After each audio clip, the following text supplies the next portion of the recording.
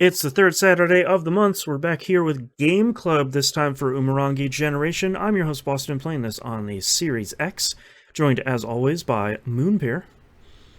Howdy, Series X, and as always, cloud streaming at this point. Ooh la la.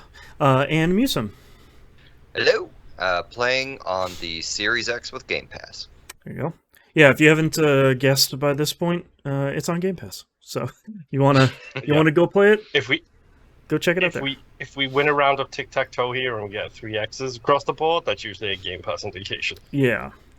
So give the overview of the game here. Released May 19th, 2020, published and developed by Origame Digital. Came on PC, Switch, and Xbox One. Time travel, Metacritic 81, OpenCritic 82. Peers for the release date when this came out. Very similar games like Deep Rock Galactic, Golf with Your Friends, Man-Eater, Minecraft Dungeons, and Valorant. Which Valorant feels way older than 2 years, by the way. Oh, it's huge. That feels like it's been around forever. Let's ask the question we ask every month. Was this game top of the pile, middle of the pack, or overlooked? For me, this was overlooked. Okay. Also, that helps because I didn't even know it was the type of game it was until we talked about it. You were for anyone that wants to sneak behind the scenes here. Moon, not incorrectly because of the key art it uses on Game Pass, thought and that the naming, based that its conventions name too. and its concept art, thought it was a JRPG. Which you look at it, yeah, that looks like it. So the developer calls this a first-person photography world in a crappy future. So that's a little bit more descriptive for understatement for this game. Yeah. What were we gonna say, Misa? Yeah. I follow the guy who did the soundtrack to Mellow. I follow him on Twitter, and I still think the game is fairly overlooked because he was excited about it coming out, and he was excited for having worked on the game, and I was never clear when it came out. I'm sure he posted it, and he posts a lot. So yeah, for me, this was middle of the pack because I follow a lot of people like Austin Walker and Colin Space Twinks and people that are kind of playing a lot of the more independent releases that are coming out. And I think this was both of their number one game of 2020. But I think the number of people that were playing it and interacting with the entirety of the game was probably pretty low. So I think if you finished it, if you finished it was probably a recommendation. If you played the first level, it was probably not. So that's probably the divide there. But speaking of that, let's talk about the game itself, what we liked, what we didn't like. Who would like to start here? I'll start. Okay. And as always, I like to bring the negative first because that's how I roll. Okay. I was not a fan of this art style. Okay. It's not a bad art style. It just doesn't particularly speak to myself. Mm-hmm. Which, like I said, I'm not saying anything too bad about it. I actually like the concept of the game. I like so much about the game. Mm-hmm. But that art style is just like it's super simplistic, which I feel like when you're making a photography game, should probably ramp that up. Like maybe a cell shaded style would cover it a little bit better, or a super hyper realistic version. I get it. It was done on a budget by probably a small team, would be my guess. So I actually really like the art style because it isn't realistic. Everything else. To me, I think, and part of it is I was reading some notes from the developer here before we started, and they really wanted to make a cyberpunk game, which this game clearly is, but they didn't want it to be the same cyberpunk thing that everything has been since the 80s and 90s, which is just like it's Tokyo, it's raining all the time, neon Japanese letters, yeah. Like they were really trying something different, and I actually really like it because I like I think for me, a lot of this game's impact might not hit as hard story-wise if it was super realistic. And Yeah. I think once you get past the first couple levels, I think if it was hyper-realistic, I think number one would probably be litigious, and number two would probably be, for me, I think it would make the story hit a lot less hard, personally. So how do I put this? I like the art style. I don't like the animations. And I really, Sure. gosh, I have a hard time grappling with what I think of this game because I went into it thinking it was going to be an open world photography game and that they were going to put a bit more effort than they did into the kind of parkour nature of the photography in the game. And in execution, it kind of felt like Gary's Mod to me, which really kind of turned me off from it. I don't mind like the art style they went for. Like it doesn't like capture my imagination, but I like that they went for this kind of Akira-esque type thing. Yeah. Like Akira with hard edges, you know. It's like Akira on the Dreamcast. You know, like, exactly. It's very much. I think the thing that appeals to me is very much like this feels like something that could have gotten released on the Dreamcast, and for me, that is a selling point. I say that with love, and I think for a lot of people, it'd be like, yeah, look at this Dreamcast game. It's like it's definitely an aesthetic. You're of that ilk, though. You're one of those freaks. Well, yeah, but all are aware of that. But I think there's, for me, I think there's a lot that shares that DNA in there. Not only the soundtrack, but also the controls and the level-based nature of it, and the like lack of cutscenes and lack of any sort of overt storytelling. You know, there's it a lot. Gives me a Jet Set vibe. Like the whole, there's a lot of that feeling to it, where it's like here is a relatively small level compared to the whole game. This is your time limit. Go do what you need to do. Right. I do have to say, as much as I really love this game, because I really do love this game, I really hate the controls. Most of it feels bad. And the double jump feels really rough, and I really, really, really dislike first-person games that don't let you change your turn speed. It drives me crazy because you turn glacially, and the time limit isn't really a time limit, so like it doesn't matter. But there are times where I'm like, I'm just kind of looking around to see where the word blob is. I'm inching my way from left to right.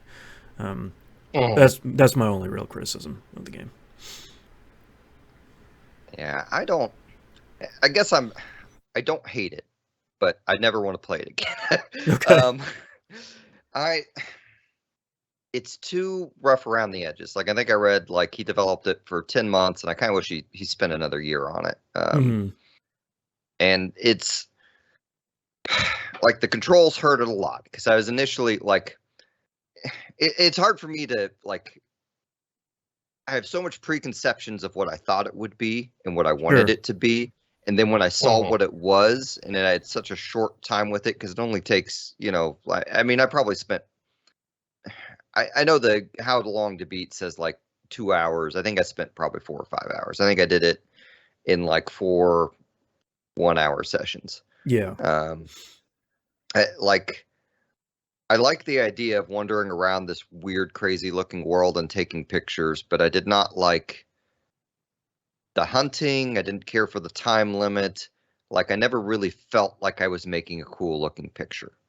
And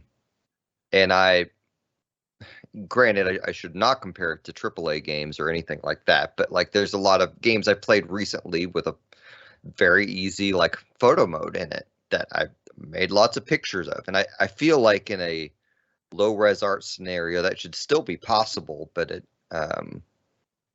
I don't know. The other thing that kind of put me off is like once I got to the last couple levels and I really just the train one in particular. I love the idea of the train one. Yeah. Finding anything it was talking about was ridiculously hard. And that's the one I had to look up the most, where it's like, what is this item even supposed to... Oh, okay. Well, I would not have found that. Mhm. Well, it's funny because like in the walkthrough on Steam that I found, like the guy's like, oh yeah, this is by this character. I'm like, that character has a name? How did you find out that character's name? Yeah, there's like your friends that are always with you that I don't know if I had seen their names in game at any point. Yeah. Like when I got the group shot, I kind of lucked out because I was never like I looked for the penguin is how I would usually try to identify my friend group, but it still was difficult to kind of figure it out. Like I want this game, but one like I wouldn't be surprised if the origin story for this was they did a game jam and then made a game out of it like a year later type of thing. And I'd like to see like them do Umurangi 2 with like a team of like 10 people. And I don't need it to be open world. I just need like to feel like I'm a character moving in the environment instead of like a poorly set of motion control thing. Like the controls are so not good in this game. Like I want the controls to make me feel a part of the world, not like a weird video game glitch in the world that's looking for this one pixel to hop on so I can get on top of this building or train or rail or something, Yeah, and it's a real bummer that some of this stuff doesn't come together as well as it could, because I think the story that it's trying to tell, especially did you guys play through the macro DLC? The last 3 levels on the game? I guess not. Don't know. If that's the one that starts with the game as Paradise, then no, not yet. Oh, okay. I didn't even know that was there, honestly. Yeah, I went to go replay the last level again, and there was like, here's the Gamer's Paradise, and I was like, the what? But we'll get to that in a minute. But yeah, I really think that I wish it controlled a little bit better. I wish it was a little bit more polished from kind of a controls standpoint, because I think the story it's trying to tell is so good that, and I think it is so impactful personally, that it's a bummer that I think more people won't get there, because it is really rough to control. So is the story in the DLC, or is this stuff you picked up through the examining the environments? Yeah, through examining the environment. Like the rise of the kaiju invasion and stuff like that is pretty solid too. Yeah, it's a combination of the UN and police brutality cracking down on the populace under the guise of needing to secure the world against the kaiju attacks, and the combined it to me it's really interesting, because like that first level is just like, yeah, we're hanging out with our friends, no big deal, yay, woo. And then like after that, pretty quickly it's all like, all right, things are, before you get to that first like battleground area, for me it was like that second level sort of like, all right, things are not, there's nothing overt here, but things are definitely not going well.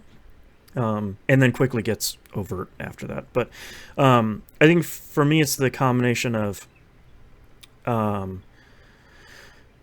like the real effects of police brutality in like a police state where the UN continues to crack down and push and punish people under what appears to be a genuine, like the blue bottle kaiju invasion, while blaming it on the British at the same time, and there being a global pandemic that is not being handled at all, along with, so the important part about the macro DLC is the first 2 levels are fairly interesting, but the third one's the really important one, where you're at like a rally, like a protest, sort of peaceful protest thing. And off on the periphery has been, it's a couple weeks before the events of the game itself. There's some clear like police brutality stuff happening, and then as things get bad, the UN seals off this city and deploys one of the giant robots against you, where you are, and it's an incredible moment of this thing, like Evangelion, shooting out of the ground and snapping to attention, and then larger than life, like leaning down to kind of oppress you and all the other people, while the UN starts firing upon everybody at the protest. Dang. It's the first map starts with, here's a game club, 2D waifus, yay, woo. Here's a cloned dolphin that we have hooked up making sick beats in this tank. It's just like, what? Okay, cool. I just watched the end of the world in the main game, but all right. And then it eventually gets there. But and for me, one of the more depressing parts was when you were in the level with the train station, and one of the posters, that was where you start seeing a lot of people using VR as escapism, like the people wearing VR headsets that are kind of all around the environment, and they've clearly been in VR for a while. But the one that like really depressed me was the one saying like, oh, you can stay at our hotel, it's a like VR guaranteed earth-proof hotel, so you can get a good night's sleep for the first time in a long time. And I'm like, oh god, oh, that's really rough. And you picked up on, I picked up on none of the, so my interpretation of the story was, okay, I guess we're in a dystopian world and the police are bad. And then, oh, they're aliens. I don't know what this is about. Yeah. My friends are shooting at them for some reason. And then we're at the subway station. There's some punks and there's a checkpoint for some reason. And then I forget what the last level is, but then suddenly you're walking in a weird landscape and there's colorful people and you take a picture of them and the game ends. And I have no idea what any of that means. Yeah, that last level is the end of the world. Like, that's... Okay. Everybody is dead. And I don't know if you are or not. It probably doesn't matter. But that's, like, the end. Wow. Yeah. I didn't pick up the thing that made me start to look deeper. The thing that ticked me off to it was, that's why I never played the DLC stuff, because I went back and replayed the other levels, right. Also for achievements. Obviously, it's me. But the thing that clicked it into my brain that there was more going on was I took a photo on the second time you're on the rooftop, and it popped an achievement for capturing the battle. Yes. I was like, what battle? And then I looked over the edge and it's like, oh. Yeah. Giant robots. Battle. There's a kaiju over there. The robots are maybe disabled. Like, they don't seem like they're in good shape anymore. The UN is clearly... There's a lot less UN stuff around as the game sort of reaches its close. And I think that's one thing that I really like about this game, is that you are putting the pieces together between the lines, and they do use stuff in the environment. That's some of my favorite stuff in games, which is kind of building the world through that stuff. Because, like, it starts off with, like, if you want to join the rich in space as they escape, you need to learn Japanese. That's the official off-world language. Come learn Japanese with us. And I was like, that's, okay. Interesting. And that's on like level 3 or something. But yeah, to me, I think I like this a lot because it told what I think is an impactful story that I think, if you look at the time it was released in 2020, as police brutality and COVID was on the rise, I think it is an especially interesting piece for that time. And as we're playing it here in June of 2022, and both of those things continue to get worse. I think, thankfully, we don't have kaiju attacks, or we do have we do have robot kaiju attacks yet. Yeah, we do have robot dogs with guns on their backs, but we do not have humanoid robots at this time. At time of recording. True. At time of recording, we've only just hit the drones with tasers phase. Yeah. So, but I really like this game. I really wish that it. I feel like there's some stuff in the DLC that makes controlling this game and moving around it a little bit easier. I think not from a control standpoint, but from a level design standpoint. There are a lot more ladders, and there's a lot more of just like, all right, you need to get from point A to point B. There's a couple ladders. There's clear pathways. It feels like the levels are designed a lot better. Like some of the stuff in the main game is like that very first level. It's like I'm climbing up scaffolding and stuff, and it kind of doesn't work. And I appreciate a lot of what they did in the DLC to kind of work around the limitations as opposed to kind of hope you're gonna stick through it. Yeah, so much to like about this game. I genuinely do like it. Like, I'm probably on the uptick of like it's not a game that I absolutely 100% adore, but it's definitely in my above average kind of region where it's like, yeah, it's worth a shot. And even if you don't like look into the deep story mode, it's 6-7 hours tops if you want to like blow through literally everything the game has to offer. Like, yeah, I if anyone is interested in playing it, I think my biggest recommendation is the time limit is not real. I mean, that just gets you like a bonus. If you run out of time, you just keep playing.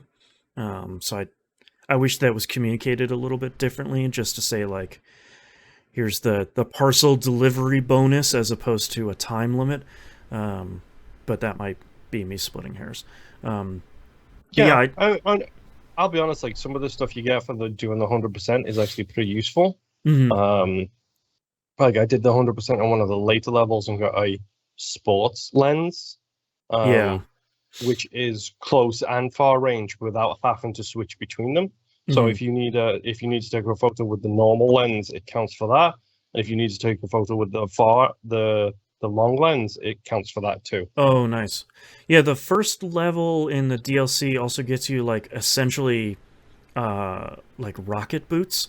So you can click in the left stick and you just shoot forward super fast, which is pretty handy.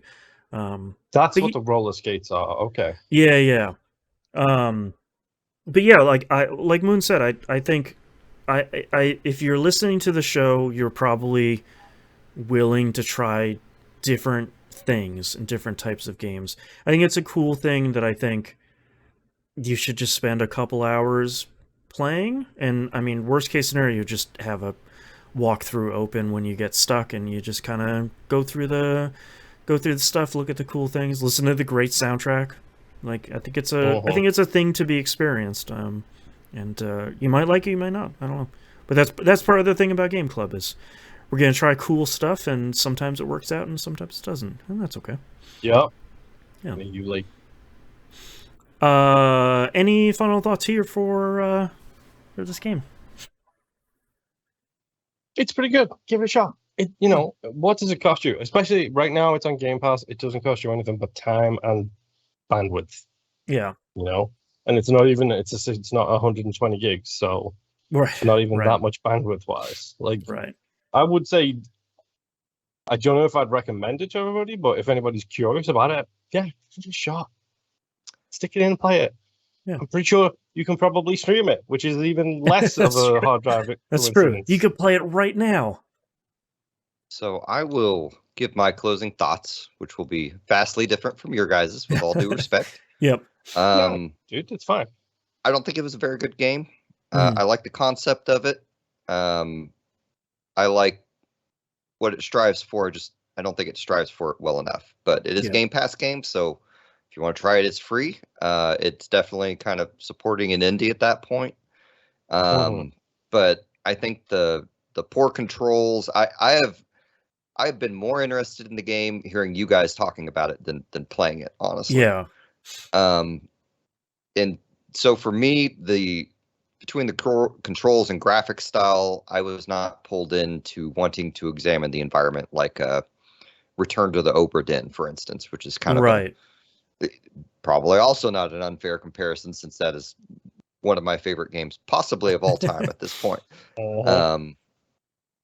But it's I don't know. I think you could spend your time in better ways, but also like you can.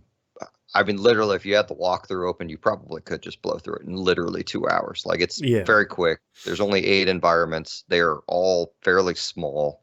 Yeah. The only hard part about the game is traversing the environment, which they run. It feels like a Half-Life set of jumps,